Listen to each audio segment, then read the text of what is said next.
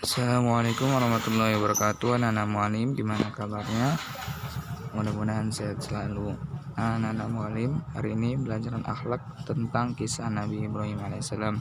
Mari sama-sama kita simak video berikut ini ya.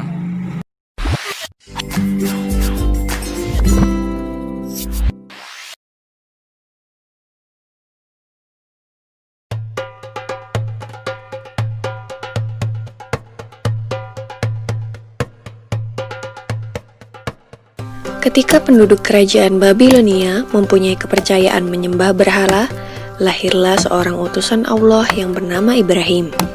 Beliau adalah putra dari Azar yang merupakan keturunan dari Nabi Nuh alaihi salam.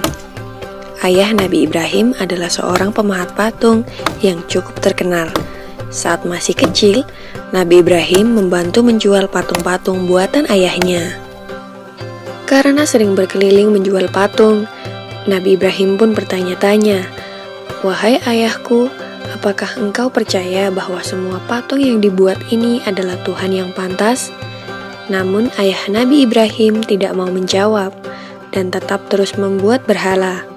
Kejadian ini terdapat dalam surat Al-An'am ayat 74. Kerajaan Babilonia pada saat itu dipimpin seorang raja yang bernama Namrud bin Kan'an. Pemerintahan yang dijalankannya adalah kekuasaan mutlak yang membuatnya menjadi raja yang kejam. Apapun yang diperintahkannya harus ditaati dan dilaksanakan tanpa ada pertimbangan dari siapapun.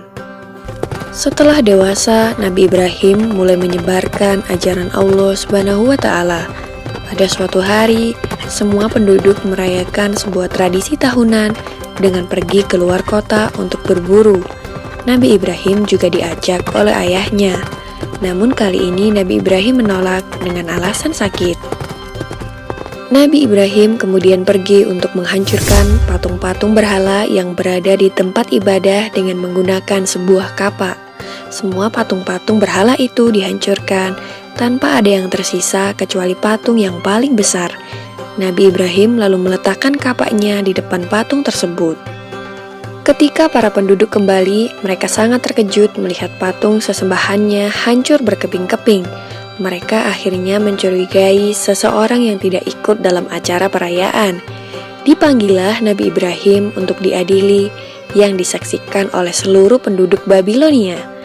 Dalam keadaan ini, Nabi Ibrahim mulai berdakwah secara terang-terangan.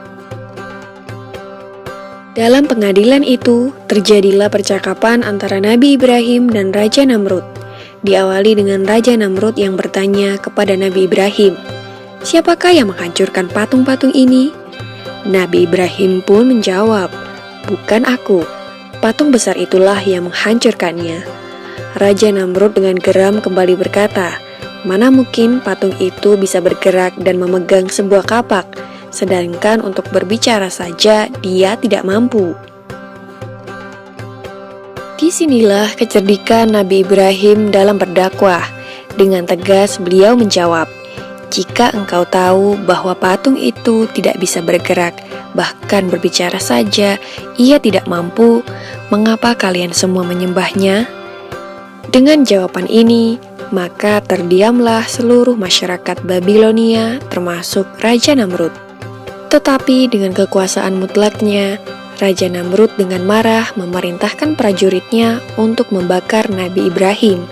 Dalam keadaan yang demikian, Nabi Ibrahim tetap tenang dan memohon pertolongan kepada Allah Subhanahu wa Ta'ala.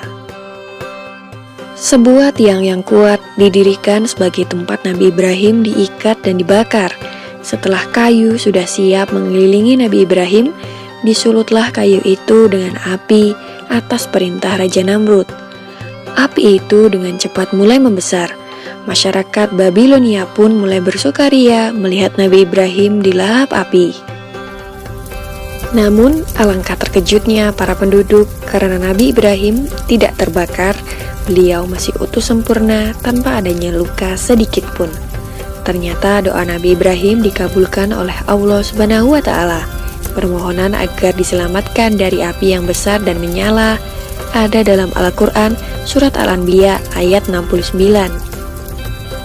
Maka selamatlah Nabi Ibrahim dari kobaran api yang amat besar, sehingga penduduk menjadi takjub terhadap mujizat Nabi Ibrahim. Mereka kemudian mulai mengikuti ajaran Nabi Ibrahim dan hanya menyembah Allah Subhanahu wa Ta'ala. Demikianlah kisah Nabi Ibrahim alaihissalam yang tidak luka sedikit pun meskipun dibakar api. Semoga kisah ini dapat mempertebal iman kita untuk percaya terhadap kebesaran Allah. Amin ya robbal alamin.